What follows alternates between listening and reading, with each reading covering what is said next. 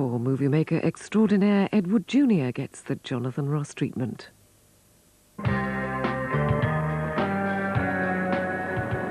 Hello. In 1941, thousands of young American Marines invaded the beaches of the Pacific Islands to do battle with the occupying Japanese forces. One of those young Marines is the subject of tonight's film. His name was Ed Wood Jr., writer, director, actor and raconteur. Apparently, one of Ed Wood Jr.'s favourite stories is to tell of how he was dressed for that invasion. He claims that underneath his army uniform, he was wearing a pink bra and knickers. This is the most fantastic story I've ever heard. And every word of it's true, too. That's the fantastic part of it.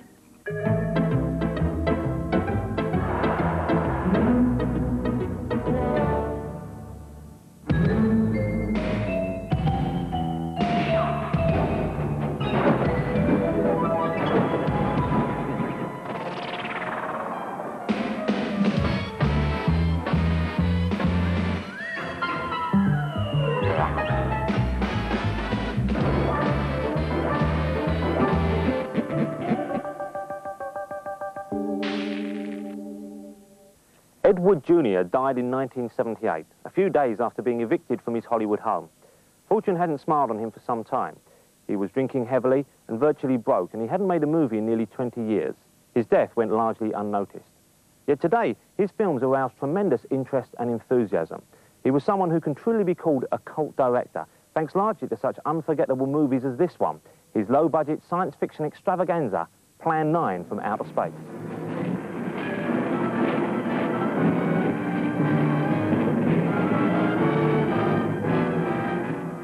I mean, first of all, you look at an Ed Wood film, and you know that you're watching an Ed Wood film. You couldn't confuse it with the work of any other filmmaker. It's like a Fellini film or a Bergman film or a movie by Frank Capra. He has a very distinctive, absolutely unusual style. I mean, you can't compare something like a Plan 9 from Outer Space to any other filmmaker. At least no filmmaker that I know of. He was completely unique. He was a stylist and definitely a total individual. Take any fire, any earthquake, any major disaster, then wonder. Flying saucers, Captain, are still a rumor, officially. Looks like we beat them off again, sir. What do they want? Where are they from? Where are they going? Initially, the Ed Wood revival was due to him being voted the worst director of all time. But whether you love them or hate them, you can't deny his films are certainly strange and unique, as was the life of Ed Wood Jr.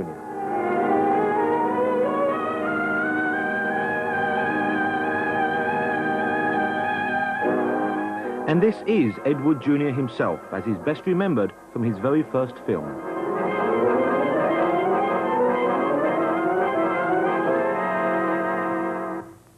My mind's in a muddle, like in a thick fog. I can't make sense to myself sometimes.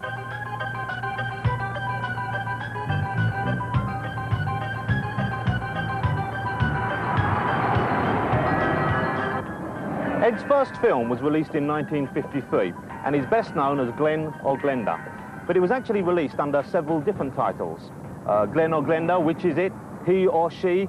I Changed My Sex, I Led Two Lives, and even The Transvestite, which should give you a pretty good idea as to the subject matter.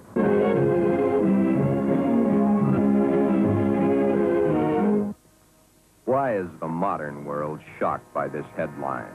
Why? Once, not so very long ago, the people of the world were saying, airplanes. Why? Nature makes mistakes. It's proven every day. This person is a transvestite, a man who is more comfortable wearing girls' clothes. The term transvestite is the name given by medical science to those persons who wear the clothing of the opposite sex. I thought I could stop wearing these things. I tried, honestly, I tried. I haven't had a stitch of them on for nearly 2 weeks until tonight.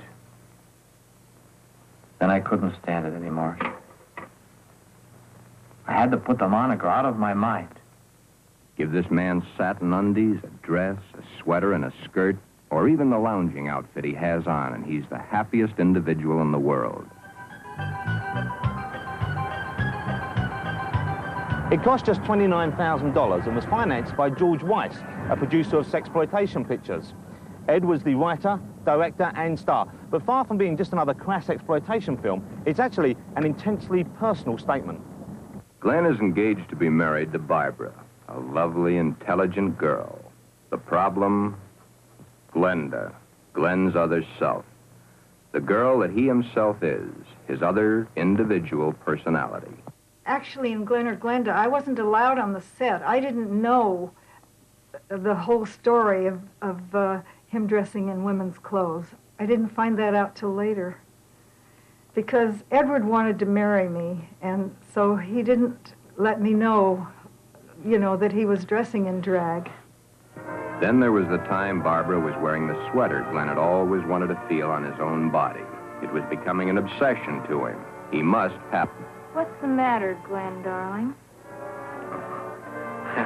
I guess I was daydreaming. Something seems to be troubling you.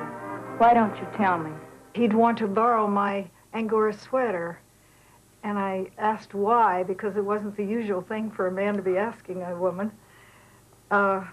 He said that it made him feel more comfortable, that it made his creative juices flow. So I went along with it. Glenn has decided to tell Barbara of his dual personality. Tell her of the nighties and negligees, the sweaters and skirts, the robes and dresses, the stockings and the high-heeled shoes. Then, when it is all over and that much of the story he knows is told, Barbara is not sure of her own thoughts.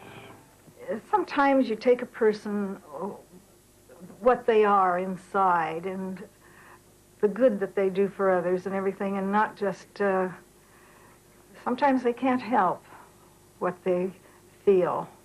I questioned it, but I went along with it.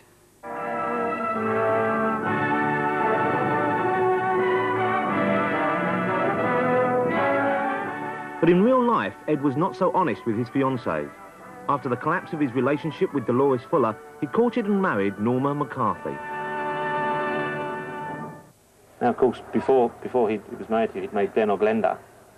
Had you seen that movie before you met him? No, I hadn't. Isn't that funny? Well, I guess I just didn't go see movies like that, or not that it was anything wrong with it, but if I went to see a movie in those days, it was some big movie, you know, that had a lot of advertising. Had he spoken to you about making Glenn or Glenda at all? No. I didn't know that he, you know, was a transfer site. I didn't know that until about 6, 7 weeks or so after we were married. Are you forgetting about my other self? You'll have to tell her, of course. Yeah. I have to tell her. But when? Before? Or after? I didn't understand. So I moved. I understand those things now, but I had 2 boys, and I just didn't, I'm from a strict family, and I can't understand this. And as I told you earlier, all my friends said, of all people for it to happen to Dixie, it had to be you, you know, you don't understand those things. But I understand that. Glenn or Glenda also features a bizarre appearance by the aging Hollywood horror star Bela Lugosi, whom Ed had befriended.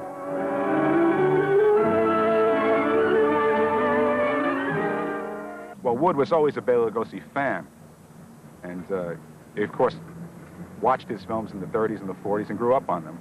And so when he had the chance to work with Bela Lugosi, he jumped at it. And actually, Wood was the only one who really used Lugosi in his last years. Story. As well as Bela, another regular feature of Ed's films was his extensive use of stock footage. Wood always relied on stock footage. Apparently, he could get it somewhat inexpensively.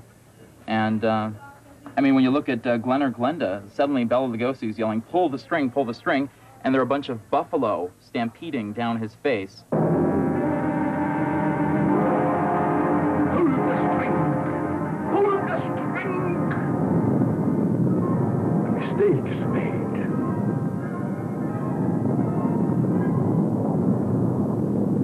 A story must be told. Ed loved horror pictures. That was his favorite type of film. And the fact that they were so close to each other, they just loved one another as friends. And Bela wanted to help Eddie. And it was his last years of his life, and I think he wanted very much to help him. It's sad to say, in the whole entire world, as great an actor as Bela Lugosi was, there was no one else utilizing Lugosi. I mean, where were all these people when Lugosi needed them? I don't know, but Ed Wood was there, and Ed Wood was the only one. Wood's next film was The Bride of the Monster, and of all his work, it's probably the closest to a mainstream commercial picture. He started it in 1953, but it wasn't finished until 1955 because, as usual, Ed had great problems in raising the cash.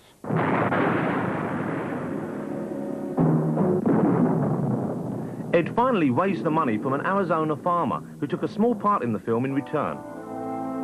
Bela Lugosi was teamed up with another of Wood's favourites, a 400-pound Swedish wrestler called Tor Johnson.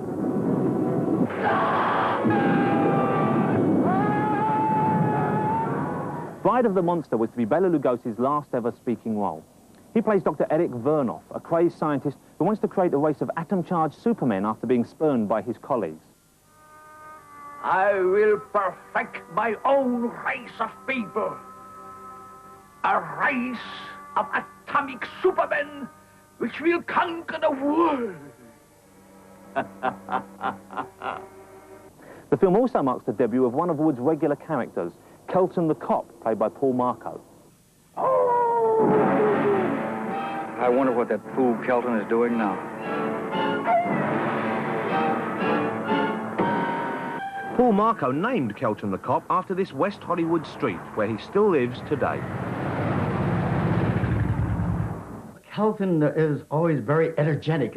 Yes, sir. Yes, sir. Can I help you, sir? And all full of energy and wide-eyed and bushy-tailed, you know. And can't do enough for you.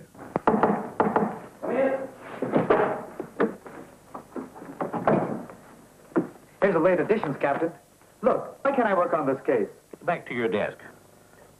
Yes, sir. Kelton. Yes, sir. I told the boy to bring the papers in himself. Yes, sir. But if you ask me... I didn't. I'm always going into the office, and I said, can I go out on a caper, sir? Can I? And he said, no, go back outside. And I said, yes, sir. And I always get sad, and I said, yes, sir, no, sir. Yes, sir. And Kelton. Yes, sir. Where's Lieutenant Craig? In his office, I think. Send him in. Yes, sir. Right away, sir. That's about Kelton's whole dialogue is yes, sir, no, sir, yes, sir, in several scenes. And I finally do go out and look for Lugosi, the Mad Doctor. Now, Professor Stokowski, you will get a much closer view of the product of my genius. By now, Lugosi's career was in decline, and he had become heavily addicted to hard drugs. In his later years, I understand he was taking formaldehyde. And the night that when Ed wasn't going to let me drive him home until Bela said, I got to have Paul drive him home. And that's the night which I watched and witnessed him take an injection. And I'll never forget it as long as I live. It just brought tears to my eyes. And his eyes were just as shiny like stars when he came out and says, now I feel better. Let's go. And I just felt like crying. And we went, and that's night, which was a long, cold night. And that's the night that he had to fight the octopus and get into that little water pool. And he did great because I think he felt a lot better since he had the shot. I don't think Bela ever recovered from that, from the drugs he was taking. I mean, he was pretty debilitated. But Eddie tried to help him along as best he could. I mean, he looked after him because Bela got awfully sick, and he couldn't even go on during the day, during the making of the movie sometimes. But he tried his best, and Eddie tried, and what more could they do? Oh,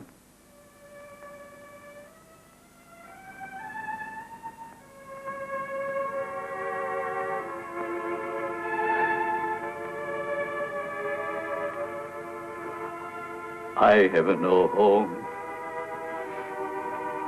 Hunted, despised,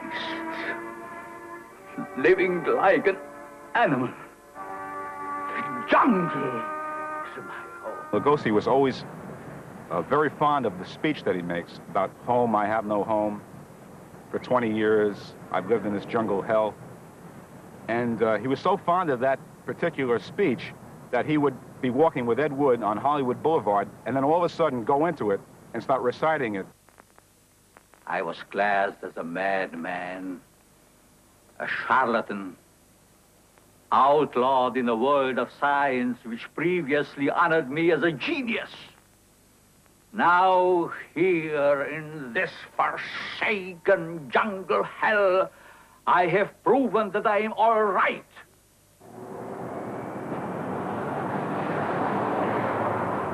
Wood's next vehicle for Bela Lugosi was to be a horror film.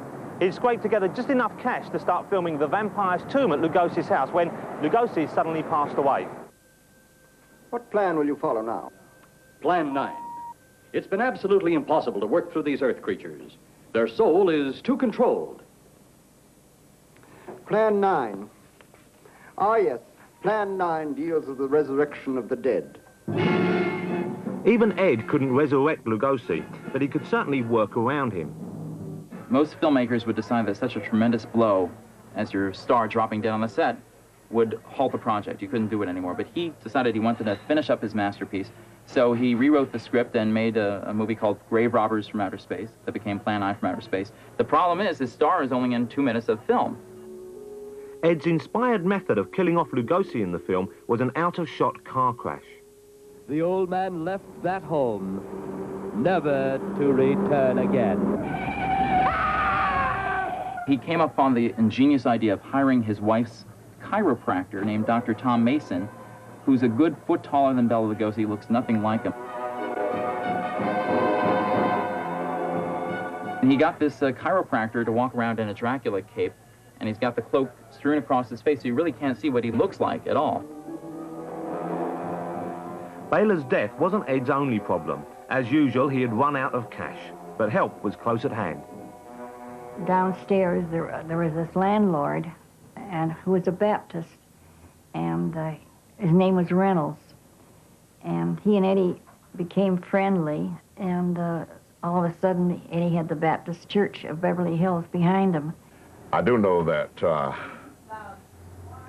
Ed Wood, along with his entourage of friends, when they discovered that Reynolds was a religious fellow, that they began to play along those lines and show a great interest in religion and the church. And they began to come around to the worship services on Sunday morning. A deal was struck. Reynolds became the executive producer. But he is gone now. He also took a small part as a gravedigger. He's the one on the right. Ed had found his money, but on one strange condition. One thing that Reynolds demanded was that Eddie be baptized. And in fact, he wanted me to go up there too. So anyway, and Tor Johnson.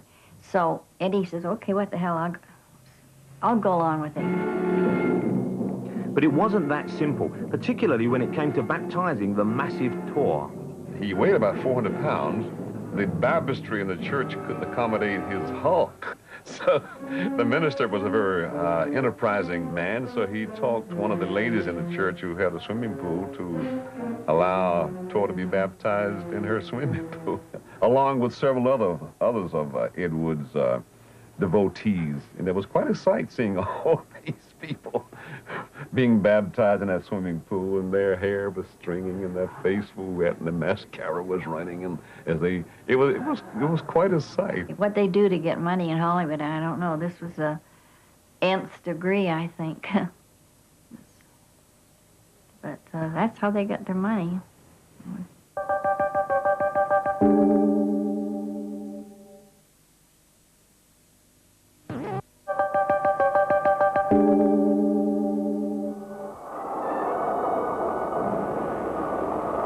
People turning south from the freeway were startled when they saw 3 flying saucers high over Hollywood Boulevard. The plot, such as it is, concerns a bunch of extraterrestrials who, concerned by Earth's burgeoning nuclear capabilities, decide to execute the famous Plan 9, resurrecting the human dead and having them march on the world's capitals. In actual fact, in the movie, this grand scheme comes to very little, because the only humans actually resurrected are the old man, played initially by Bela Lugosi, the police detective, played by Tor Johnson, and the silent woman, who was played by a rather famous television horror hostess of the time, Vampira.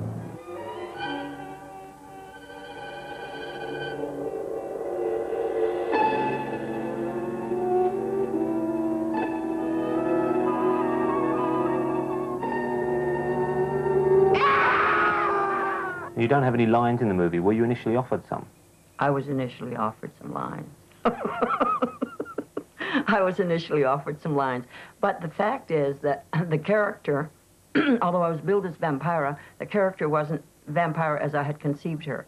Vampira as I had conceived her was giddy, outrageous, and this was a different kind of because she was in a trance, and I just thought it would be better if she were in a trance, and I asked her, please do it mutely, and they said, well, okay. What was the set like for Plan 9? Well, I would say, as with everything that Ed did, ingenuity reigned. We had, for example, turf made from God knows what under paper grass, you know, that had swellings and hollows, and one had to be careful not to trip on them, right? And cardboard tombstones and dried off twigs that had been placed about thither and yon. It was the general impression of a graveyard, but it was done with what I call spit and gum wrappers. But last night I saw a flying object that couldn't have possibly been from this planet. But I can't say a word. I'm muzzled by army brass. I can't even admit I saw the thing. Gregory Walcott's friendship with the film's financier, Ed Reynolds, got him a plum part in the film, that of the plane's pilot. Normally, when I do a scene, I like to go onto the set ahead of time to get a feel of it, feel the props and the space, and I said, Ed, where's the cockpit set? He said, well, they're building it. And I kept looking, waiting for the cockpit to be delivered to the sound stage, a little dinky sound stage. And finally, half hour before this cockpit scene was to be filmed, two carpenters brought on 2 pieces of masonite board and bent them into an arch and strung a shower curtain in the back and drug over a few pieces of the electronic sets from the spaceship, and that was the cockpit. American Flight 812, this is Burbank Tower. If I were asleep, you'd never get on the ground. In your case, maybe I ought to leave you up there for good. Over. You got me that time, Mac. This is American Flight 812 requesting.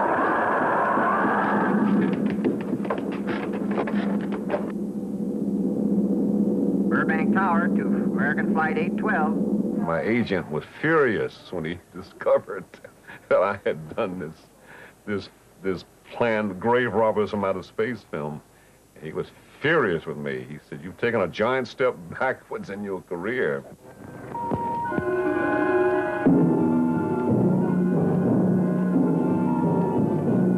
Stop him, Tanner. He's close enough. Turn off your electrode gun. No! No! Stop him, Tanner! I can't get it. It's jammed. Stop him, you fool! Drop the gun to the floor, Tanner. The metal will break contact.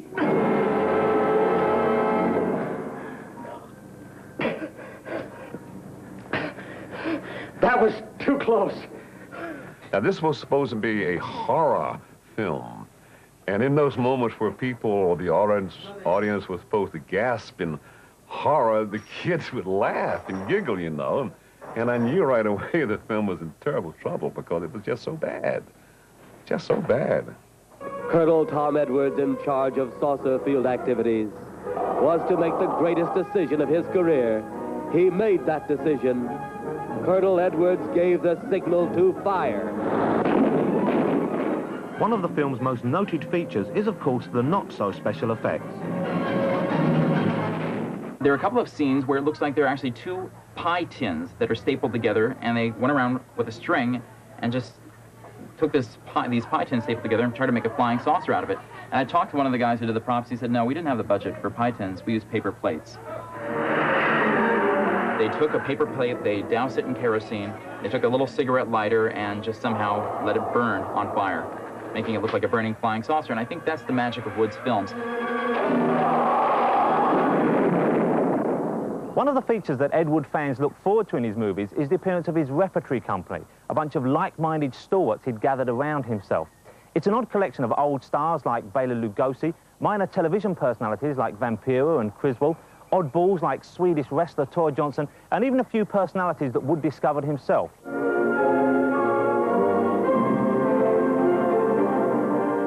This is the astrologer Criswell, who opens Plan 9 with a mystic monologue. Greetings, my friends. We are all interested in the future, for that is where you and I are going to spend the rest of our lives. And remember, my friends, future events such as these will affect you in the future. He was colorful. I liked him. I liked Criswell. I liked the whole assortment of people that Ed Wood had gathered around him. How do you think Ed did attract such a colourful group of people? He seemed to draw them from somewhere, didn't he? Because he was an oddball. Birds of a feather flock together.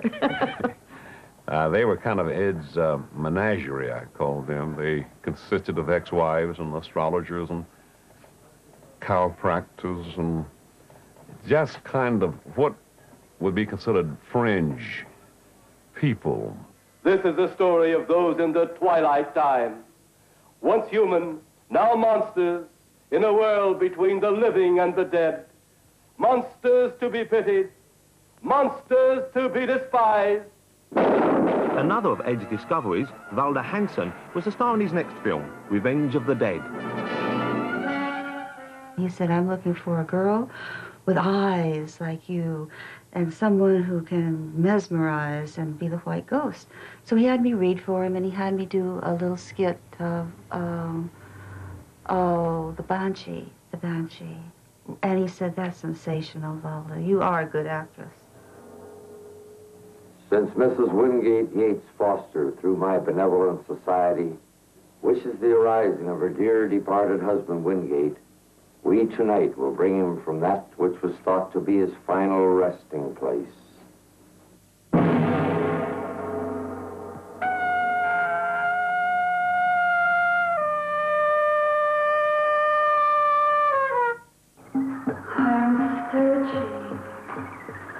I'm searching.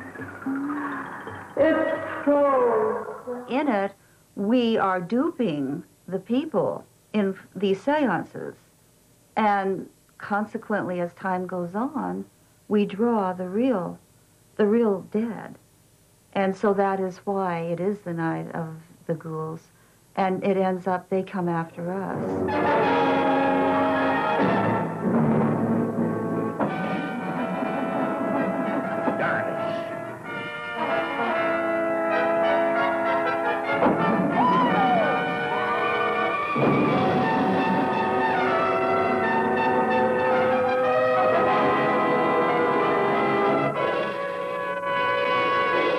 I've had friends, and I watch it on our VCRs, and they say, Valda, how do you make your fingers wiggle like that? They said, you should put that just as seen on a commercial, just those fingers. How do you make them wiggle? They look like they're doing the coochie coochie.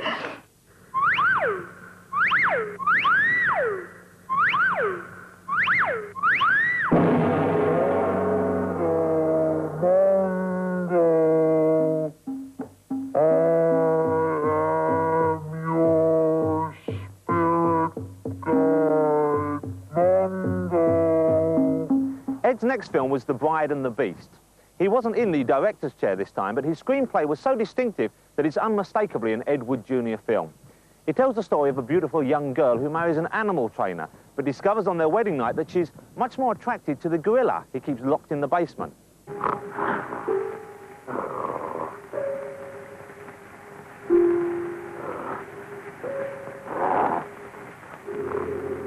Still with me?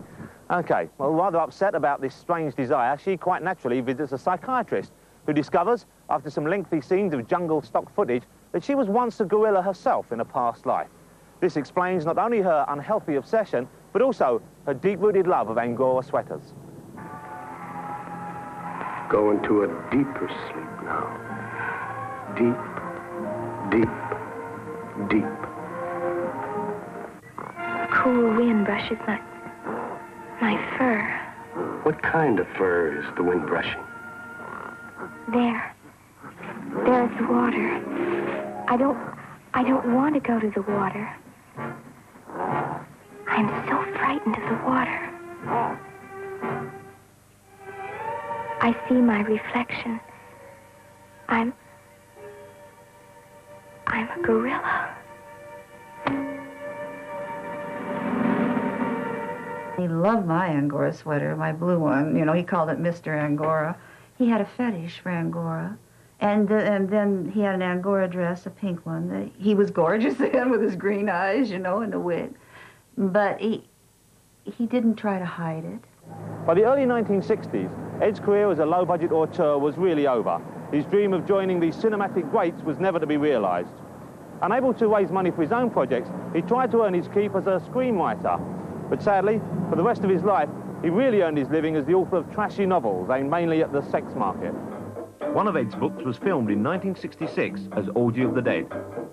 He wrote novels with usually transvestite themes like Killer and Drag, Death of a Transvestite, Diary of a Transvestite Hooker, or books with a carnival theme. Who published the books? Small porno houses. Corinth Books, Eros Publishing, Pad Library. These were not books you would find in the local library. You said earlier that it was a very cutthroat business. Was it possible for Ed to make much money from the films? Oh, Lord, no. Poor Eddie. He was not a good money manager, businessman. In fact, some of the business managers took him for a lot. He, to my knowledge, and I was with him for practically most of the movies, he ended up with nothing. Maybe the wage that he made during the movie for the director for the script, but we never really made anything out of it. There was always a smart money guy around that siphoned off most of it or manipulated it somehow, and that's why poor Eddie died so broke.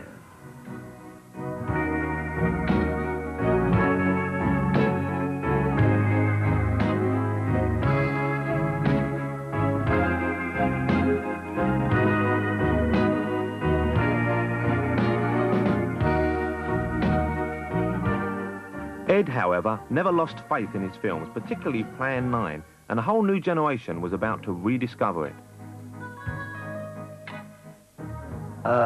Plan 9 played every station on local television. It started from CBS down to local TV, and 1 or 2 o'clock in the morning, I get a call. Ed, we're on! Turn Channel 9 on, Channel 13 on. Because he stayed up all night long writing scripts, and the minute Plan 9 was on, he called up everybody. And I was on the top of the list to watch Plan 9. He was very happy with Plan 9. He loved it. And he rented it all the time and had Plan 9 parties. Eddie used his brains and imagination, and I don't think it was a silly picture at all. I don't think a lot of the kids do either, you know. All powerful light, and I swear in my Bible that the others will write a song. Great Just recently, Plan 9 has been turned into a musical, ensuring that the legend of Ed Wood Jr. lives on.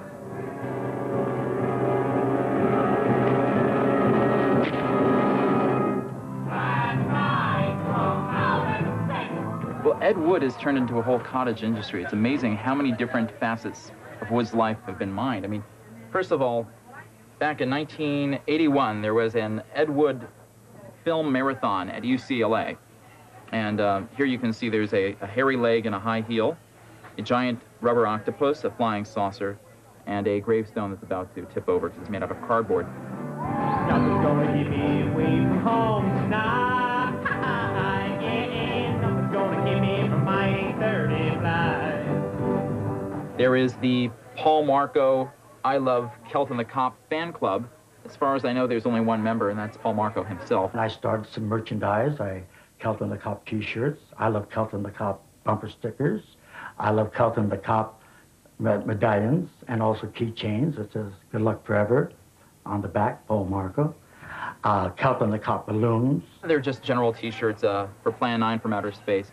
I've seen this T-shirt even without Plan 9 from Outer Space on it. All you have to do is show a picture of Tor Johnson and Vampira, and people know what movie you're talking about. Oh, baby, I know it's stranger than fiction. I know I don't come off like a girl who has a sexual addiction. Sexual addiction. Some watch TV and others take drugs, but I like kisses and I love hugs and anything that causes physical friction. I know that I was in front of the camera for about 15 minutes. And that's all, your entire on-screen appearance was shot in?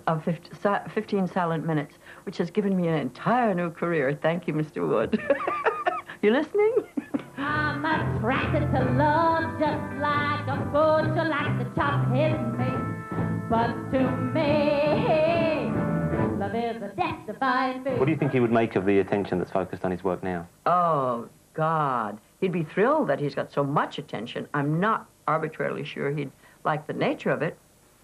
He would think it's come a little late, but I think he'd be very pleased that some sort of acclaim is being given to him. He's probably looking down with a big smile. Maybe with his teeth in, maybe without it. But he's smiling, saying, gosh, I'm glad they like my movies because I like making them.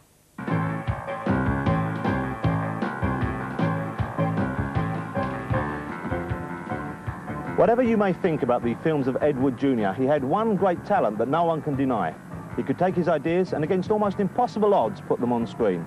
While many of the more acceptable and mainstream directors of the period are now all but forgotten, the films of Ed Wood Jr. are still being talked about and enjoyed all over the world. So he must have done something right.